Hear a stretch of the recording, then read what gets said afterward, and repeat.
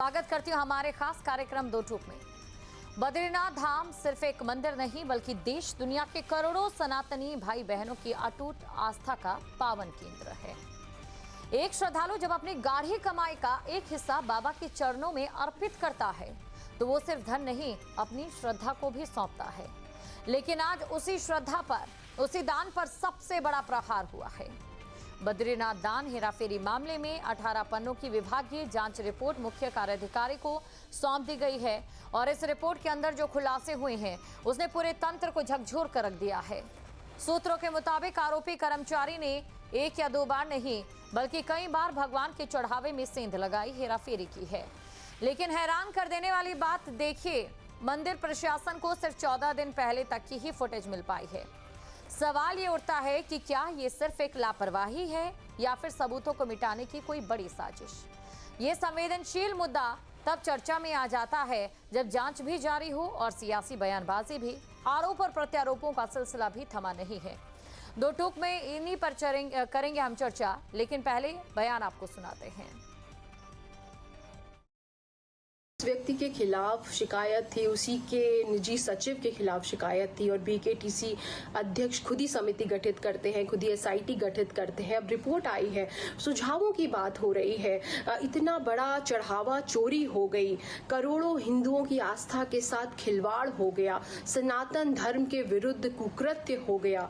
आप समझिए, देवभूमि की जो साख है पूरे विश्व में गिराने का कार्य ये जो खबर थी उसके माध्यम से हो गया। एक रिपोर्ट आ गई एसआईटी की और मुझे लगता है एक अदने से कर्मचारी पे कार्यवाही करके आप इतिश्री करना चाहते हैं, लेकिन सरकार ये भूल रही है कि जनता अब सब समझती है। हाल ही में एक बद्रीनाथ में जो चंदा चोरी का एक प्रकरण सामने आया है, जो दान श्रद्धालुओं द्वारा दिया गया था, उसमें से कर्मचारी को ऐसा बताया जा रहा है कि वहाँ से चोरी करते हुए पकड़ा गया है। तो ये तो जांच के बाद ही स्पष्ट हो पाएगा कि स्थिति क्या है।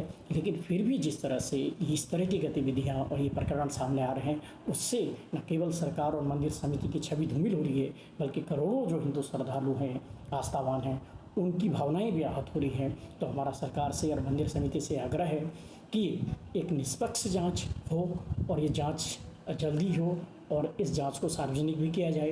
केदारनाथ की यात्रा हो या बद्रीनाथ की यात्रा हो, हमारे लिए आस्था का प्रतीक है और अपनी आस्था को हम किसी को ठेस पहुंचाने नहीं देंगे, क्योंकि लाखों लाख करोड़ों जो श्रद्धालु उत्तराखंड में पहुंचते हैं वो यहाँ पर विश्वास और आस्था को लेकर पहुंचते हैं। इसीलिए माननीय मुख्यमंत्री जी ने सख्त इसमें हिदायत दी है और हमारे जो जांच कर रहे हैं एसआईटी, उनको निर्देश दिया है और कहा है कि पारदर्शिता से आप इसकी जांच करें और जो भी दोषी हैं उसको बख्शा नहीं जाएगा। अब एसआईटी की जो हमारी टीम है उसने जांच अब रख दी है, तो अब उसमें माननीय मुख्यमंत्री जी ने पहले ही कहा है कि हमारी आस्था के साथ कोई भी खिलवाड़ नहीं कर सकता। तो अभी तमाम प्रतिक्रियाएं आपने सुन ली हैं, लेकिन इसी के साथ न्यूज स्ट्रीट के दर्शकों के कुछ सवाल भी हैं। इन सवालों को जान लेते हैं जिन पर जवाब देंगे हमारे साथी प्रवक्ता। जांच जारी लेकिन सियासी बयानबाजी भारी। आस्था के केंद्र बद्रीनाथ धाम में सुरक्षा चूक कैसे हुई है, पहला सवाल ये है। और इसी के साथ बात अगर दूसरे सवाल की करें, सिर्फ 14 दिन की फुटेज मिलना ये लापरवाही है या फिर किसी तरीके की कोई और साजिश की बू भी इसमें आ रही है। इसी के साथ बात करेंगे हमारे तीसरे सवाल की। ब्लाइंड स्पॉट्स छोड़कर सुरक्षा के साथ खिलवाड़ क्यों किया गया है, ये तीसरा सवाल। चौथा सवाल, दान गणना कक्ष में पर्याप्त सीसीटीवी कैमरे क्यों नहीं लगाए गए थे। और चौथा सवाल, वहीं बात अगर चारधाम यात्रा की करें, क्या चारधाम के बाकी मंदिरों में भी ऐसी ही लचर व्यवस्था है। तो ये तमाम सवाल हैं जिन पर हमारे साथ हमारे साथी प्रवक्ता जुड़ चुके हैं। तीनों गेस्ट हमारे रेडी हैं, उन्हीं से सवालों का जवाब लेंगे। रत्नाकर सिंह प्रवक्ता हैं बीजेपी से, आपका मैं स्वागत करती हूं। सुजाता पॉल जी हैं कांग्रेस से प्रवक्ता, आपका भी मैं स्वागत करती हूं। और डॉक्टर एच.एस. रावत है हिंदू धर्माचार्य, आपका भी मैं स्वागत करती हूं। क्योंकि देखिए, धर्म से जुड़ा ये मुद्दा, आस्था से जुड़ा ये मेरा मुद्दा, इसलिए मैं डॉक्टर एच.एस. रावत जी सबसे पहले आपके पास आना चाहूंगी और आपसे मेरा ये सवाल रहेगा कि सनातन की रक्षा, धर्म की रक्षा में प्रशासनिक जिम्मेदारी कितनी बनती है, सबसे बड़ा सवाल किसकी बनती है। देखिए दीप सिगा जी, सबसे बड़ी बात है जहां पैसा होगा नीयत खराब होगी। ये मनुष्य की एक प्राकृतिक सोच होती है। इनबिल्ट सोच जिसको बोलते हैं, जहां पैसे का मामला अनादिकाल से मंदिरों में चोरी होती आई है, और ऐसा नहीं चर्चों में नहीं होती है या मस्जिदों में नहीं होती है, जितने भी धर्म स्थल हैं वहां पर होती है। कहीं ज्यादा होती है, कहीं कम होती है। और इस बात का ध्यान तो सरकार को रखना चाहिए, इस बात का ध्यान ट्रस्ट को रखना चाहिए कि हम जहां जो चढ़ावा आ रहा है उसको कैसे काउंटिंग की जाए और किस प्रकार के लोगों पे यकीन किया जाए। जबकि आप देखें बद्रीनाथ के अंदर, केदारनाथ के अंदर तो सरकार का वहां पर आधिपत्य है, वहां पर धर्म अधिकारी भी सरकार के द्वारा नियुक्त होता है, और वहां का जो सीईओ होता है वो भी गवर्नमेंट का होता है, आईएएस लेवल का होता है। उसके बावजूद भी अगर हेराफेरी हो रही है तो फिर मुझे लगता है कि हेराफेरी को रोकना इतना आसान काम नहीं है। जब तक ऐसे जो बैरागी किस्म के जो लोग होते हैं, महात्मा होते हैं, जिनको धन से कोई लेना देना नहीं होता, वो अगर इस प्रकार की जगह पर कहीं ना कहीं होते हैं तो कुछ उम्मीद की जा सकती है। लेकिन फिर भी आप देखें तो आजकल अखाड़ों में भी आपस में युद्ध चल रहे हैं, आपस में एक दूसरे को पद को लेकर के, ऊंचाई को लेकर के स्थिति पैदा हुई है। तो सही सही जगह पे देखा जाए, पूरी जगह देखा जाए, तो आप तिरुपति बालाजी की बात करिए, वहां भी घोटाला चल रहा था, वहां भी बहुत बुरा हाल था।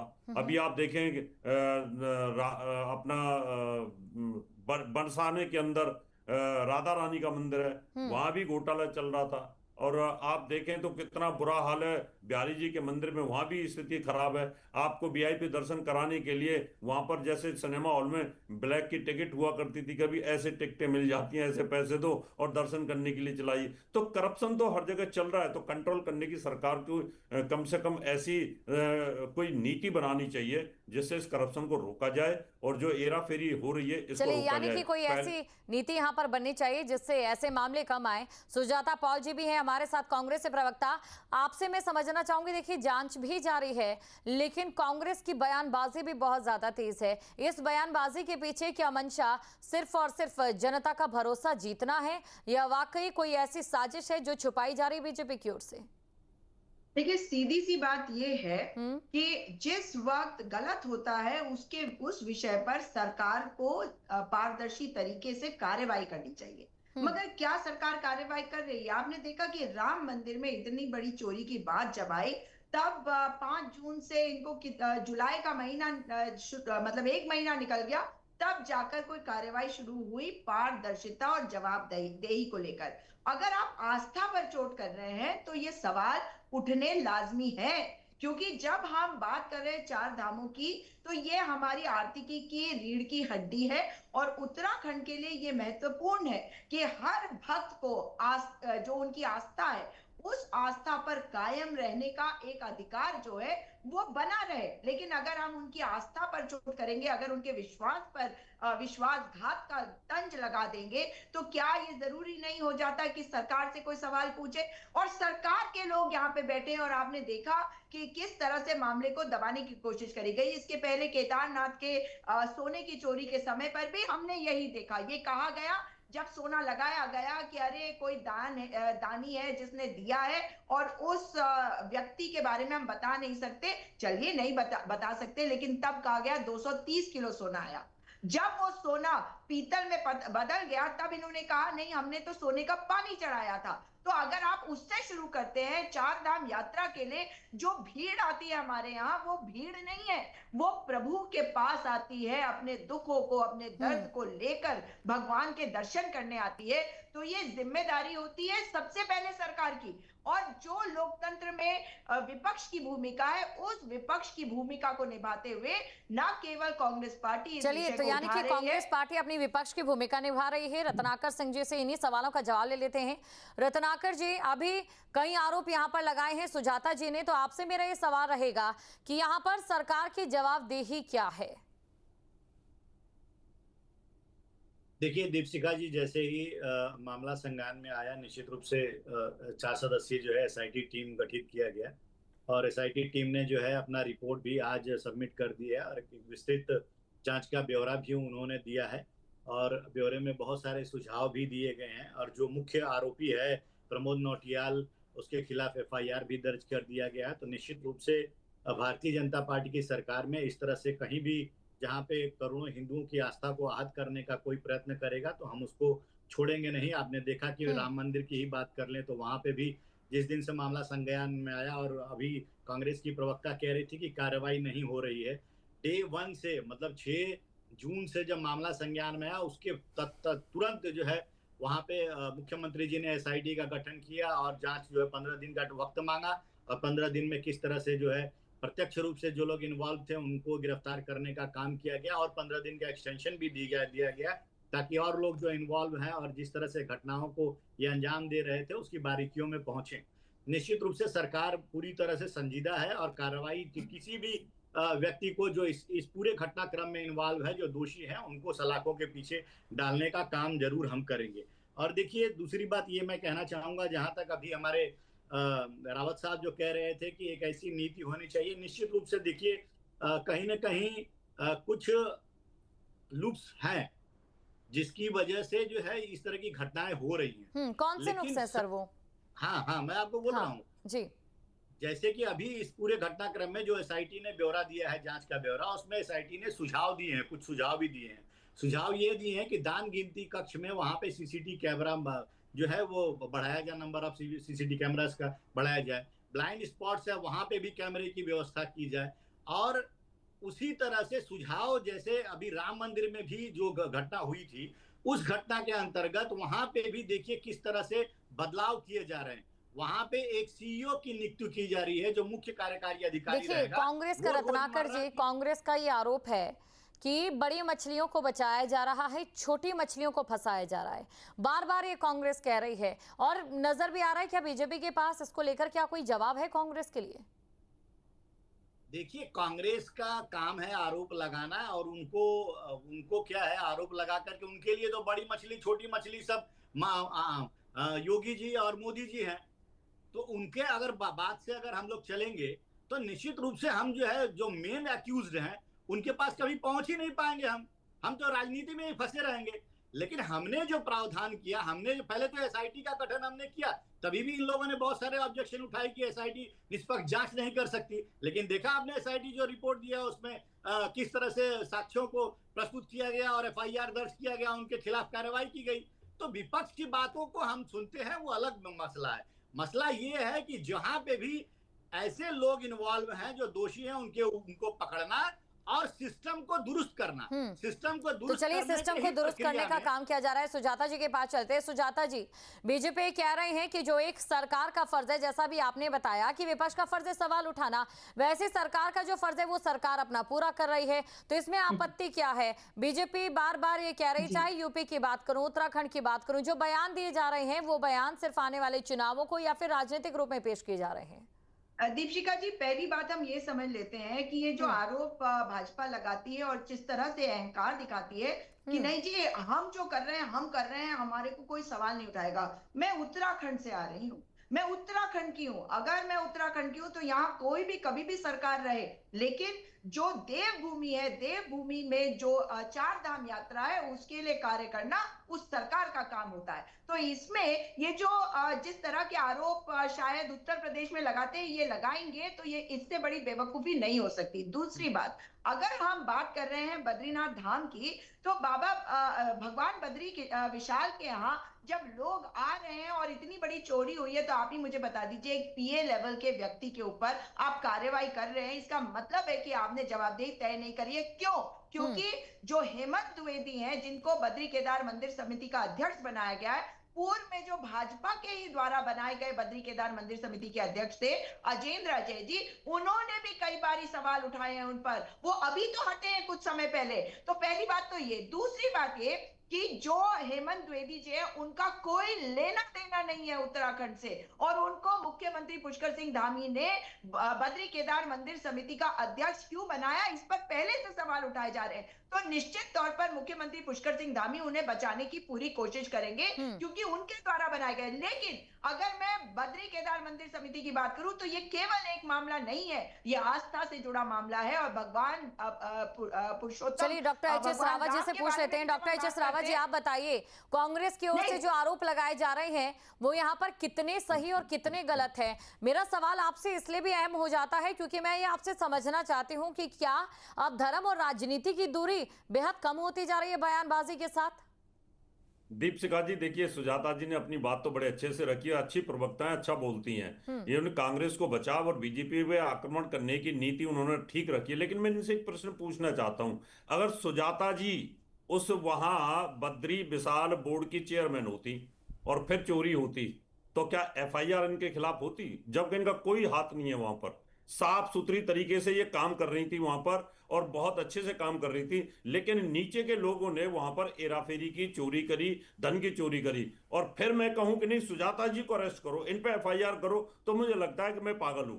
मुझे ऐसी बात करनी नहीं चाहिए। जो एक अच्छा अफसर है, अच्छा कार्यकर्ता है, बोर्ड का चेयरमैन है, वो काम अच्छे से कर रहा है और आप आरोप लगा रही नहीं, आप उनके ऊपर लेके जाइए। अरे चोरी छोटा आदमी भी कर लेता है, बड़े आदमी की तो हिम्मत ही नहीं होती है। वो ऑलरेडी इतने अच्छे पद पे बैठा होता है, वो क्यों चोरी करेगा? मुझे समझ में नहीं आती है कि सुजाता जी चोरी कर पाएंगी। छोटे आदमी में ये दिमाग रखना पड़ता है। हाँ, सुजाता जी, सवाल यही है कि क्या एक जेब में गया चढ़ावा पूरे सिस्टम पर सवाल खड़ा कर सकता है? नहीं रावत जी, मैं आपके सवाल का जवाब देती हूँ। जब पंडा पुरोहित देवस्थानम बोर्ड एक्ट के खिलाफ आंदोलनरत थे तो मैं उनके साथ खड़ी थी, पैंडेमिक के दौरान, उसके बाद भी। तो अगर आप ये सवाल पूछेंगे कि मैं पारदर्शिता की आज बात कर रही हूँ, तो जो पंडा समाज है वो आज इस बात को उठा रहा है। केवल मैं नहीं उठा रही हूँ, केवल कांग्रेस पार्टी नहीं उठा रही है। और दूसरी बात यह है कि जब बाबा केदार के मंदिर में सोना लगाया गया, तब भी सवाल उठे कि चांदी पहले लगा के फिर हटा के आपने लगाया। आपको पता है कि जिस वक्त वो सवाल उठाए गए थे, उस वक्त ये कहा गया आप कौन होते हैं सवाल पूछने वाले, फिर वो सोना जो है वो पीतल में बदल गया। तब उसके बाद भी कार्रवाई नहीं हुई। आप बताइए कि कार्रवाई होनी चाहिए या नहीं। अब अभी 25 जून को एक खुलासा हुआ कि बद्री केदार मंदिर समिति, यही वाली समिति, मैं आचार्य जी को ये बताना चाहती हूँ, यही वाली समिति के ऊपर ये आरोप है कि उसका पैसा एक कैबिनेट मंत्री के की बेटी के खर्चे के लिए दिए गए और एक विधायक हैं उनके लिए खर्च करे गए। केदारनाथ की विधायक के ऊपर उनके रहने के इंतजाम करे गए। और ये बहुत बड़ा मामला है उत्तराखंड में, क्योंकि जब आप किसी ऐसे पद पर बैठे होते हैं, और मैं कहूंगी कि ये तो आप भी मानेंगे कि यहाँ पे भाजपा की सरकार हो, कांग्रेस की सरकार हो, चारधाम यात्रा तो चलेगी। और आपको याद है कि जब 2013 में आपदा आई थी तो सुजाता जी, आपने मेरी बात का जवाब नहीं दिया। मैंने आपसे सीधा सीधा प्रश्न पूछा था, आप मेरी बात का सीधा सीधा जवाब दे दो। अगर आप उस बोर्ड की चेयरमैन हैं और आपके अधीन होकर के अगर चोरी होती है, तो क्या एफआईआर आपके खिलाफ होनी चाहिए? इसका जवाब दे दीजिए। बता रही हूँ, अगर मैं हूँ और मेरे तहत काम करने वाले लोगों ने कुछ किया है और जो कैमरा है उसको भी घुमा दिया गया है, तो मेरी जिम्मेदारी सबसे पहले ये है कि मैं अपने पद से हट जाऊं। और देखिए सुजाता जी, जवाबदेही में और कार्रवाई करने में, दोनों में बहुत बड़ा फर्क है, ये आप भी समझती हैं। और ऐसे बयान जाहिर तौर पर जांच के समय या जांच के बाद आए तो उनका भी बहुत बड़ा फर्क होता है। रत्नाकर जी कुछ कहना चाह रहे हैं। रत्नाकर जी बैठे हैं, मैं तो सिंपल बात कह रही हूँ कि जो पंडा पुरोहित भी कह रहे हैं, उस कुर्सी से हटना मेरे लिए जरूरी होगा, ताकि मेरे ऊपर भी कोई। रत्नाकर जी बोलिए। क्या ये जरूरी नहीं है क्योंकि आप एक पॉलिटिकल व्यक्ति हैं तो आप उस कुर्सी पर बैठे, इसका मतलब ये नहीं आप जवाबदेही से भाग सकते हैं। ये कैसा तर्क हुआ? अब इनको चुप कराएंगे तो मैं बोल लूं। देखिए, अभी रावत जी की बातों को मैं थोड़ा आगे लेके चलता हूं और एक उदाहरण के माध्यम से बताने की कोशिश करता हूं। जो रावत साहब ने कहा, अगर स्टेट बैंक ऑफ इंडिया जो देश का सबसे बड़ा बैंक है, उसके ब्रांचेज लगभग हर जिले में है, और अगर किसी जिले में बैठ करके कोई कैशियर अगर कोई गड़बड़ी कर देता है और जो ब्रांच मैनेजर है उसको डेली बेसिस पे उसको टैली नहीं करता है, उसकी गणना नहीं करता है और वो घोटाला करता है, बाद में वो संज्ञान में आता है तो वो कैशियर भी पकड़ा जाता है, ब्रांच मैनेजर भी पकड़ा जाता है। तो क्या किसी एक ब्रांच में 2, 3, 4 लोगों के कृत्य की वजह से क्या स्टेट बैंक ऑफ इंडिया के चेयरमैन के ऊपर रेजिग्नेशन ले लिया जाए या स्टेट बैंक ऑफ इंडिया को पूरा फ्रॉड घोषित कर दिया जाए? ये संभव है क्या? अरे संभव तो ये है कि उस ब्रांच में जितने भी लोग, दीपशिखा जी ये गलत बात कह रहे हैं और चोरी नहीं हो, ये विश्वास तोड़ रहे हैं, ये गलत कह रहे हैं। क्योंकि देवभूमि उत्तराखंड केवल मंदिरों से नहीं बनता, देवभूमि उत्तराखंड मंदिरों में लोगों के विश्वास से बनता है और लोगों के विश्वास के ऊपर अगर आघात होता है तो ये मंजूर नहीं है। और इसी कारण से हमारे भक्तगण नहीं चाहते कि भक्तों के विश्वास पर इस तरह का आघात जाएंगे, देश के क्योंकि लोगों को आपने तो गुमराह करने मर्यादा का को और पहले ही राजनीति करने वनवास की पे उनकी भेज मंशा, मैं दिया तो है बता देना और चाहता हूं दूसरी मर्यादा बात। सबसे दीपिका बड़ी जी, चीज होती जी है। रत्नाकर जी, देखिए आपसे मेरा एक सवाल रहेगा, एक बार इस सवाल का आप जवाब दे दीजिए। विपक्ष अपना काम कर रहा है, विपक्ष सवाल पूछ रहा है, सरकार की ओर से जिम्मेदारी ये निभाई जा रही है कि जांच आगे बढ़ रही है, जांच की जा रही है, लेकिन आपको विपक्ष के सवाल उठाने पर भी क्या दिक्कत है? सबसे बड़ा सवाल तो यही है, क्या आपको भी लगता है कि राजनीतिक मंशा से ये सवाल उठाए जा रहे हैं महज?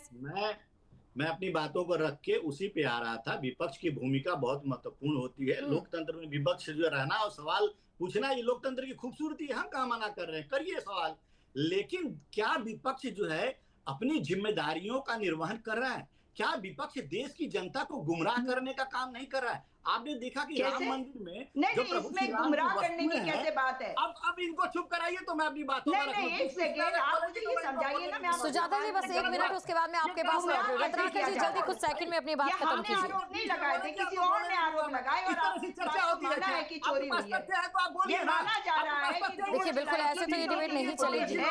और 14 दिन पहले की एचएस रावत जी आपके पास आती हूँ, जब तक यहाँ पर दोनों शांत होते हैं। एचएस रावत जी, मेरा आपसे सवाल, आपको क्या लगता है धर्म का नाम जब भी लिया जाता है, सनातन का नाम जब भी लिया जाता है, कितना राजनीतिक रंग देखने को मिलता है? क्योंकि बात जहां पर वाहवाही लूटने की होती है, तमाम राजनीतिक दल भी आगे होते हैं, लेकिन जहां बात जिम्मेदारी निभाने की होती है, वो जिम्मेदारी कितनी ही राजनीतिक दल निभा पाते हैं? कांग्रेस और अगर बीजेपी की ही बात करूं, क्योंकि दोनों पार्टियां सक्रिय हैं उत्तराखंड में, तो कितना असर देखने को मिलता है? देखिए दीपशिखा जी, आपकी बात बहुत सही है। मैं पूछना चाहता हूं कि अगर आपके घर में चोरी हो जाए तो उसको पूरे देश में ढिंढोरा नहीं पीटते, अपनी इज्जत को बचाने की कोशिश करते हैं कि भाई किसी तरीके से वो सॉल्व हो जाए और हमारी जो बेइज्जती ना हो। अगर कांग्रेस को सनातन धर्म से प्यार होता, समाजवादी पार्टी से सनातन धर्म से प्यार होता, तो ये इतना बदनाम ना करते, इतना ढिढोरा ना पीटते। इनकी उद्देश्य सिर्फ इस समय ये है कि सनातन धर्म को बदनाम करो, राम मंदिर को कहां पे बदनाम किया? बताइए मुझे एक बार, कहां पे बदनाम किया उन्होंने? वही सवाल अभी बदनाम ही, ढिढोरा ही तो पीट रहे हैं रोज। कोई ना कोई डिबेट में कहीं ना कहीं कभी ट्विटर के ऊपर कुछ ना कुछ बोल देते हैं, और अब सारी जगह इन्होंने ऐसी स्थिति पैदा कर रखी है, बद्रीनाथ को भी बदनाम करो, केदारनाथ को भी बदनाम करो, भगवान राम के मंदिर को भी बदनाम करो। सनातन धर्म की वोटों को बांटने का इनका षड्यंत्र है कि भाई किसी प्रकार से आप नहीं देखिए रावत जी, यहाँ पर मैं आपको टोकूंगी, मैं सभी से बिल्कुल सामान्य सवाल पूछ रही हूँ। आपसे मेरा ये सवाल ही तो कांग्रेस उठा रही है। आज तक कोई भी व्यक्ति इनका दर्शन करने नहीं गया, क्यों नहीं गया दर्शन करने के लिए? वैसे ये बोलते हैं भगवान राम नगरी स्थापना के, और वैसे ये इनको बड़ा इमोशनल लगा। मैं चाहती हूँ कि थोड़ा टाइम सुजाता जी को दिया जाए। सुजाता जी क्या कहना चाह रही है, आप एक बार जवाब दे दीजिए। अरे कुछ शर्म आती है कि कोई वहाँ पे भक्त आके दान करता है, दीपिका जी 1 रुपया भी देता है, तो वो भगवान और उसके बीच की आस्था। आपके पास आ रही रत्नाकर जी, सुजाता जी मैं आपके पास आना चाहूंगी। देखिए जब भी आप सनातन को और मंदिरों का मुद्दा कांग्रेस उठाती है, कांग्रेस उठाए, सवाल पूछे, अच्छी बात है, लेकिन कांग्रेस के इतिहास पर लगे जो लांछन है उन्हें कांग्रेस नहीं धो पाती है। बीजेपी और जो बाकी हिंदुवादी संगठन है, इसी को लेकर फिर आपसे ही सवाल पूछने लग जाते हैं। मैं बता रही हूँ ना, वो तो इनका काम है। देखिए इनको भी 1990 से पहले राम मंदिर याद नहीं आया था। राम मंदिर के दरवाजे खुलवाने वाले राजीव गांधी जी थे, और देश में जब आप सरकार में होते हैं तो हर एक की आस्था को संरक्षित करना और सुरक्षित करना, ये पर सवाल उठाने वाले कौन थे? भाजपा की बातें बोल रही हैं। देखिए नहीं, भाजपा की बात नहीं है, आपका पक्ष लेकर मैंने उनसे सवाल पूछा। अगर आपको इसमें भी ये दिखाई दे रहा है कि मैं पक्षपात कर रही हूँ, तो मैं कुछ नहीं कह सकती। नहीं, मैं ये कह रही हूँ, आप मेरी पक्ष लेकर मैंने एचएस रावत जी से सवाल पूछा, उनसे पूछा कि कांग्रेस अपना काम ही तो कर रही है। नहीं, आप बोल ही नहीं सकती ये बात उत्तराखंड में, क्योंकि 2013 की आपदा के बाद अगर आप पॉलिटिकली देखें, देखिए 2 पक्ष है, पॉलिटिकली देखें तो भाजपाइयों ने कहा था कि इसको अब कई साल लग जाएंगे चारधाम यात्रा की शुरुआत में। तब हरीश रावत जी की सरकार थी, और 1 साल के अंदर, क्योंकि आस्था सबसे बड़ी है, ऊपर वाला जो है ना, जो बाबा केदार है, जो भगवान बद्री विशाल है, उनका जब आशीष रहा, तभी 1 साल के अंदर शुरू हो गई थी चारधाम की यात्रा, और तब इनके मुंह पे ताले लग गए कि हाँ हमने ये कहा। आज हम ये सवाल बार बार नहीं पूछते, पुरानी चीजें पूछी जाती है। चलिए रत्नाकर जी के पास चलते हैं। रत्नाकर जी कहना चाह रहे हैं, रत्नाकर जी सनातन को लेकर कहीं पर भी आप आरोप लगा दीजिए, बीजेपी देश के किसी भी हिस्से में आरोप लगा दे, लेकिन यहाँ पर इनका कहना है कि आप उत्तराखंड में आरोप नहीं लगा सकते, क्योंकि उत्तराखंड में जितना ही बीजेपी देवभूमि का सम्मान करती है, उतना ही सम्मान कांग्रेस, उत्तराखंड की कांग्रेस भी करती है।